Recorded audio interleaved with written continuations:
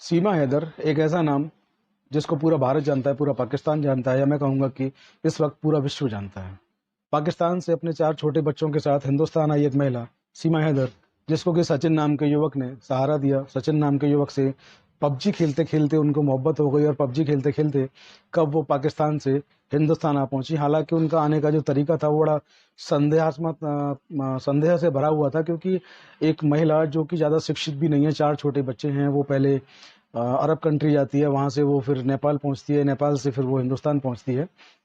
तो ये पूरा मामला आप लोगों ने देखा, सुना, समझा, लगातार इसको रोज टीवी पर देख रहे हैं और पुलिस की जांचें चल रही हैं। टीवी रिपोर्ट्स और अखबार की और मीडिया रिपोर्ट्स के मुताबिक अगर हम देखें तो सीमा हैदर पर कोई भी आरोप अभी तक साबित नहीं हुआ है, जासूसी का कोई भी आरोप उनके खिलाफ कोई भी सबूत नहीं मिला है। तो सीमा हैदर जो हैं वो आखिर किस उद्देश्य से हिंदुस्तान में आई हैं, जांच का विषय अभी बना हुआ है।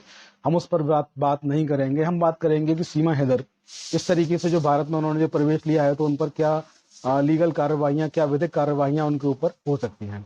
तो मैं आपको बता दूं कि इस तरीके से किसी भी देश में जब आप दाखिल होते हैं, तो हिंदुस्तान में जब आप दाखिल हो रहे हैं बिना किसी वैलिड रीजन के, बिना किसी वैलिड डॉक्यूमेंट के, तो सबसे पहले आपको पासपोर्ट प्रवेश अधिनियम 1920 जो है उसकी धारा 3 के अंतर्गत आपको 5 साल तक की सजा हो सकती है, 50,000 रुपये तक का जुर्माना हो सकता है, या दोनों हो सकते हैं।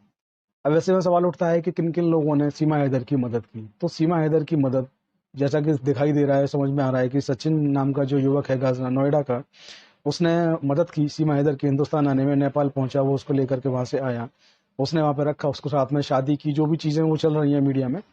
तो सचिन जो है उसने चूंकि उसकी मदद की है हर कदम पर और उसको यहाँ लेकर आया इलीगल, उसको पता था कि सीमा हैदर इलीगल तरीके से हिंदुस्तान आ रही है, फिर भी उसकी मदद की।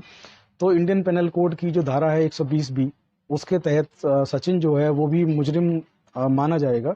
और सचिन जैसे जो भी लोग हैं जिन्होंने इस केस में सीमा की मदद की हिंदुस्तान आने में, वो सब इसमें 120 बी में दोषी माने जाएंगे। 120 बी सेक्शन आईपीसी का जो है वो अपने आप में कोई सेक्शन नहीं, वो जिस सेक्शन के साथ लगता है वही सेक्शन वही उसी का रूप ले लेता है। यानी कि जो सजा सीमा हैदर को होगी वही सजा जो है इसमें सचिन को होगी। दूसरी बात मैं आपको बता दूं कि पासपोर्ट से इस तरीके से लीगल तरीके से जो है हिंदुस्तान में आना, तो आप पासपोर्ट अधिनियम 1970 में भी ये दोषी माना गया है इस तरीके से आना। और इसकी धारा जो 20 है उसके आधार पर जो देश की सरकार है, अगर वो समझती है कि लोकहित में आवश्यक है, लोकहित में ज़रूरी है, तो वो उस व्यक्ति को जो गलत तरीके से बिना किसी पेपर के हिंदुस्तान यानी भारत में दाखिल हुआ, इलीगल तरीके से दाखिल हुआ, बिना पासपोर्ट बिना वीजा के दाखिल हुआ, तो धारा 20 के अंतर्गत सरकार अगर चाहेगी तो लोकहित में उसको भारत की नागरिकता दे सकती है। तो जैसा कि हमने कहा है कि माननीय मोदी जी जो हैं, क्या सीमा हैदर को नागरिकता दे सकते हैं, तो माननीय मोदी जी पर डिपेंड करता है। उनको लगेगा कि लोकहित में सीमा को नागरिकता हिंदुस्तान की, भारत की दिया जाना ठीक है, तो वो उसको नागरिकता दे सकते हैं। इसके लिए पासपोर्ट अधिनियम 1970 की धारा 20 जो है सरकार को परमिट करती है कि वो ऐसा कर सकते हैं। तो आज के वीडियो में इतना ही। लीगल क्या फैक्ट हैं इस केस के आपको बता दिए हैं। चैनल को सब्सक्राइब करना ना भूलें और वीडियो अच्छा लगा हो तो उसको अपने दोस्तों के साथ फॉरवर्ड अवश्य करें। इसके साथ ही आप लोग हमें फेसबुक और इंस्टाग्राम पर भी फॉलो कर सकते हैं। एड्रेस आईडी से मैं चौधरी लीगल एसोसिएट। जय हिंद, जय भारत, नमस्कार।